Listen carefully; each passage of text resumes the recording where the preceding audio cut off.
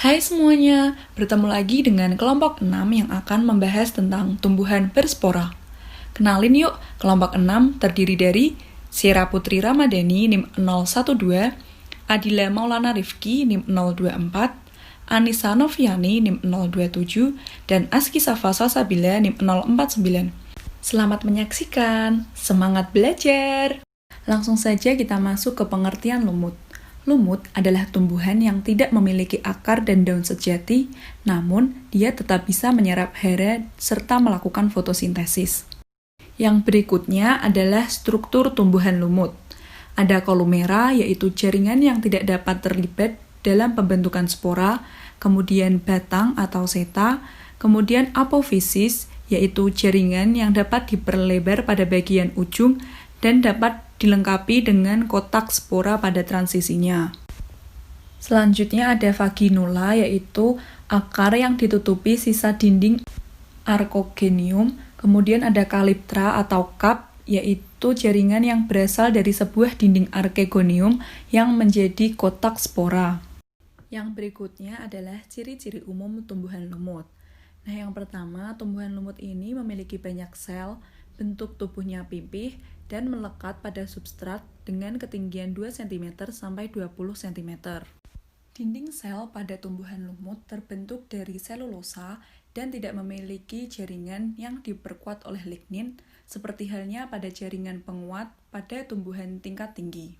Tumbuhan lumut ini memiliki rizoid dan daun, akan tetapi belum memiliki akar, batang, dan daun yang sejati. Tumbuhan lumut juga tidak memiliki pembuluh angkut, sehingga proses pengangkutan di dalam tubuh tumbuhan lumut ini menggunakan sel parenkim. Tumbuhan lumut banyak ditemukan di tempat yang lembab ataupun tempat yang basah, kecuali sphagnum, yaitu lumut yang dapat hidup di dalam air. Tumbuhan lumut tersebar secara kosmopolit, yaitu dapat dijumpai di mana saja, mulai dari daerah tropis hingga daerah kutub. Sekarang kita masuk ke jenis-jenis lumut. Yang pertama ada lumut hati atau Hepaticophyta. Disebut lumut hati karena tubuhnya berupa lembaran seperti lobus hati pada manusia. Lumut ini dibagi menjadi dua, yaitu lumut hati berdaun dan lumut hati bertalus. Ciri-ciri lumut hati antara lain, generasi gametofitnya berupa talus dan berbentuk lembaran-lembaran seperti hati. Talus ini berwarna hijau dengan percabangan yang menggarpu. Talus dapat melekat pada substrat dengan bantuan rizoid. Sporofit selalu tumbuh dan berkembang di dalam gametofit betina. Contohnya yaitu pada Hepaticopsida. Berikutnya, gametofitnya membentuk antheridium dan archegonium yang berbentuk seperti payung. Lalu, sporofit pertumbuhannya terbatas karena tidak mempunyai jaringan meristematik, yaitu jaringan yang masih muda dan dapat aktif membelah.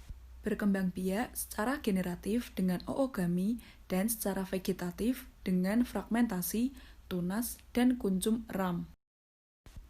Yang berikutnya adalah lumut tanduk atau Anthecheirotopsida. Disebut lumut tanduk karena memiliki generasi sporofit yang menyerupai tanduk dengan panjang 0,5 sampai 12 cm. Sporofit lumut tanduk berbentuk kapsul dan memanjang. Lumut ini adalah salah satu jenis lumut yang bisa dijadikan sebagai tanaman dekorasi, biasanya diletakkan pada akuarium. Ciri-ciri lumut tanduk adalah tubuhnya masih berupa talus dan mempunyai rizoid. Generasi gametofit berupa talus dan tepi rata atau bertoreh. Sporofitnya tertancap di dalam gametofit, tetapi kapsul sporofit berada di luar talus berbentuk seperti tanduk. Dan yang terakhir adalah lumut daun atau musky atau Bryopsida.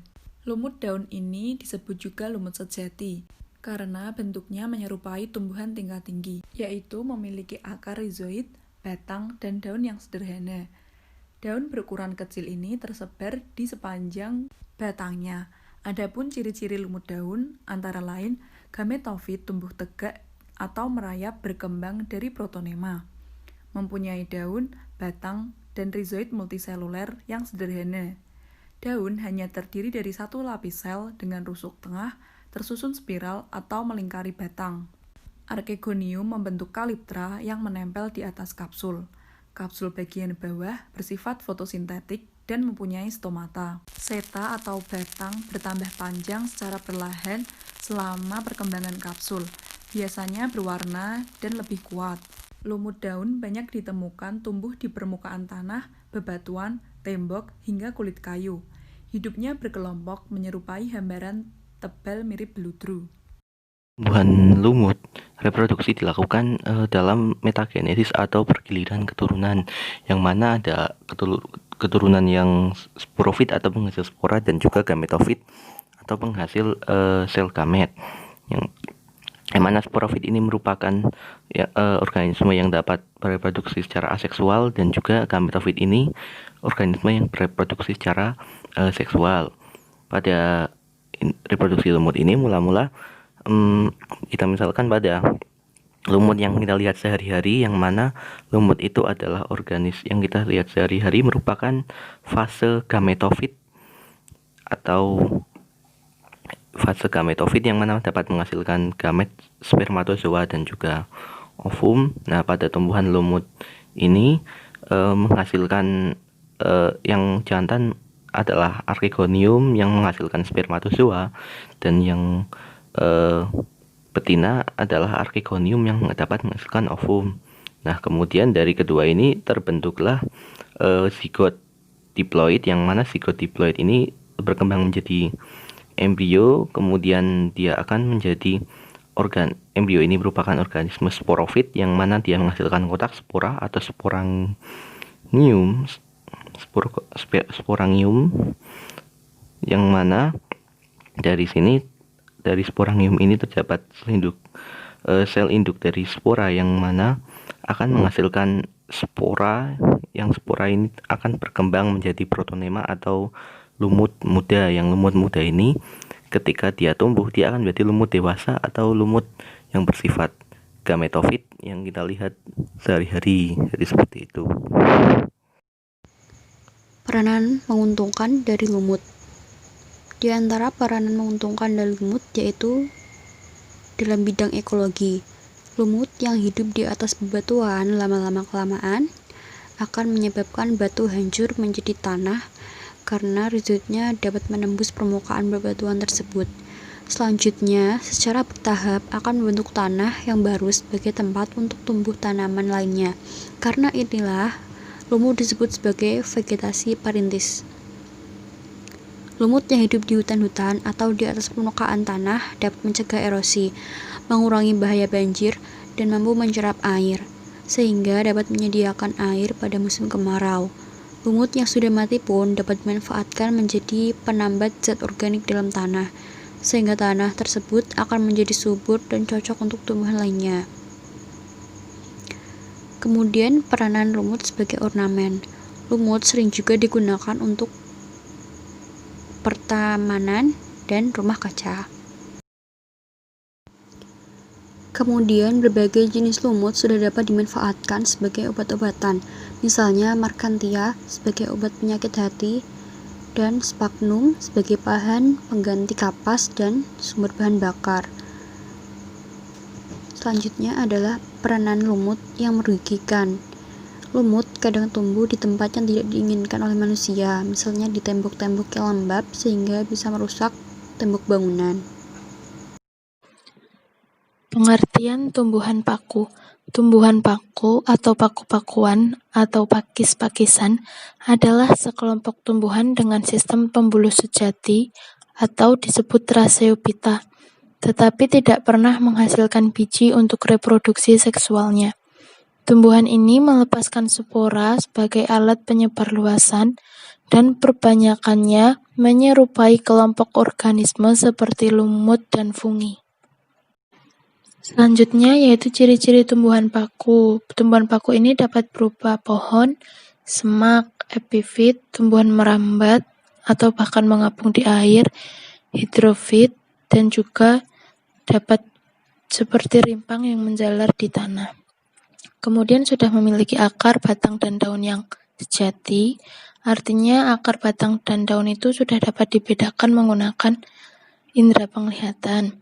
Kemudian terdapat pembuluh angkut xilem dan floem, ukurannya beragam, Kemudian memiliki bentuk yang bervariasi, yaitu ada yang bercabang dan ada yang tidak bercabang. Dan ciri-ciri yang paling sering kita amati yaitu daun mudanya menggulung.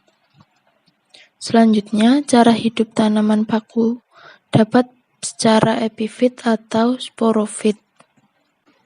Tumbuhan epifit yaitu tumbuhan yang hidup dengan menempel pada tumbuhan lain, tetapi dapat mencari makanannya sendiri sehingga tidak merugikan tumbuhan yang ditumpanginya.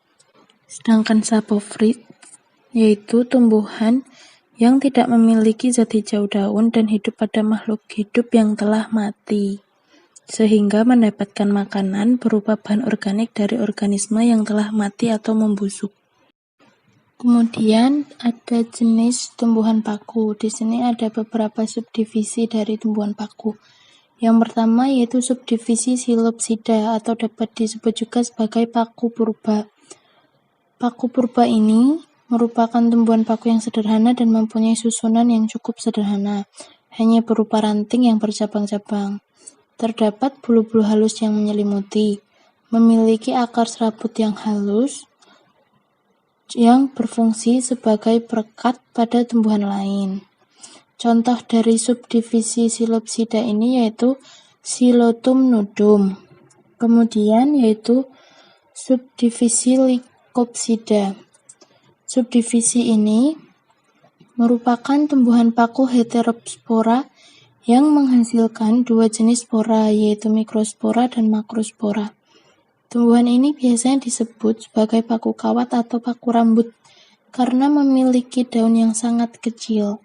Contoh dari subdivisi ini yaitu Lycopodium cernum atau paku kawat dan Selaginella atau paku rane. Kemudian subdivisi Spenopsida. Subdivisi ini merupakan tumbuhan paku yang hidup di daerah tropis atau disebut juga sebagai paku ekor atau paku ekor panjang karena memiliki daun yang bentuknya memanjang.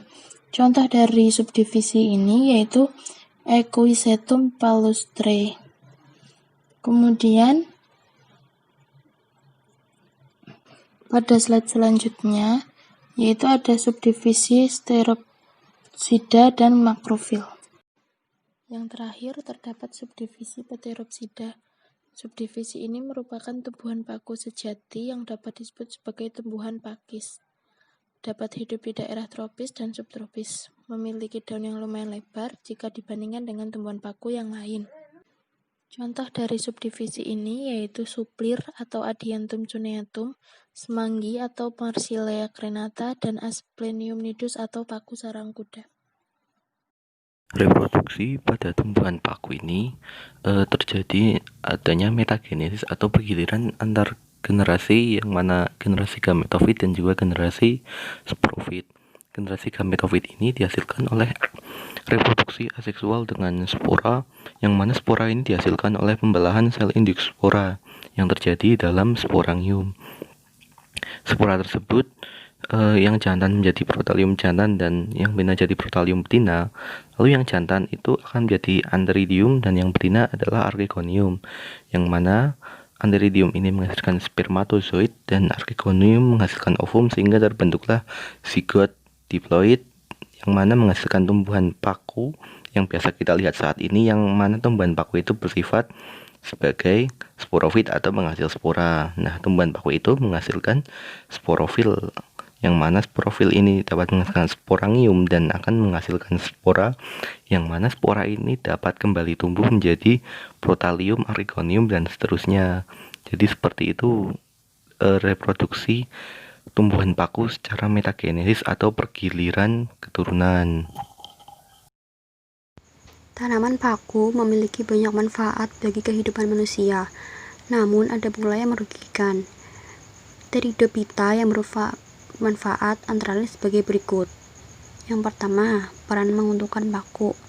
Satu, sebagai tanaman hias, misalnya adalah Adiantum atau Suplir, Platycerium sp atau paku tanduk rusa, Asplenium nidus atau paku sarang burung, Nephrolepis, dan Alsopila glauca atau paku tiang. Kemudian ada bahan obat-obatan, antara lain yaitu equisetum, paku ekor kuda yang memiliki fungsi diuretik atau melancarkan pengeluaran urin, dan Selaginella plana sebagai obat luka. Selain itu, paku juga digunakan sebagai bahan makanan atau sayuran. Misalnya adalah Marsilea crenata atau yang bisa disebut dengan semanggi. Kemudian berfungsi sebagai hijau. Misalnya Azolla pinnata yang bersimbiosis dengan ganggang biru Anabaena azole yang mampu mengikat gas nitrogen bebas. Kemudian dapat digunakan sebagai tiang bangunan, misalnya pada spesies Alsopila glauca. Dan kemudian yang terakhir adalah peran merugikan dari paku. Di samping memiliki banyak peranan menguntungkan, paku juga menyebabkan dampak kerugian. Di antaranya adalah 1. Tumbuhan paku yang merugikan manusia, misalnya Salvinia molesta atau yang biasa disebut kayambang, merupakan gulma tanaman padi. Kemudian tumbuhan Equisteum atau paku ekor kuda adalah tumbuhan yang invasif. Tumbuhan invasif sangat merugikan karena pertumbuhan yang menyebarannya luas dan cepat dapat menyebabkan tumbuhan asli kalah. Dengan demikian, apabila ingin menanam tumbuhan paku, pastikan tidak ditanam bersama tumbuhan lain karena dapat merugikan tanaman utamanya. Kemudian ada manfaat merugikan dari tumbuhan paku. Pteridium aquilinum, yaitu paku Garuda, adalah dapat bersifat racun karena mengandung takuiloside. Demikian pemaparan dari kelompok kami. Terima kasih.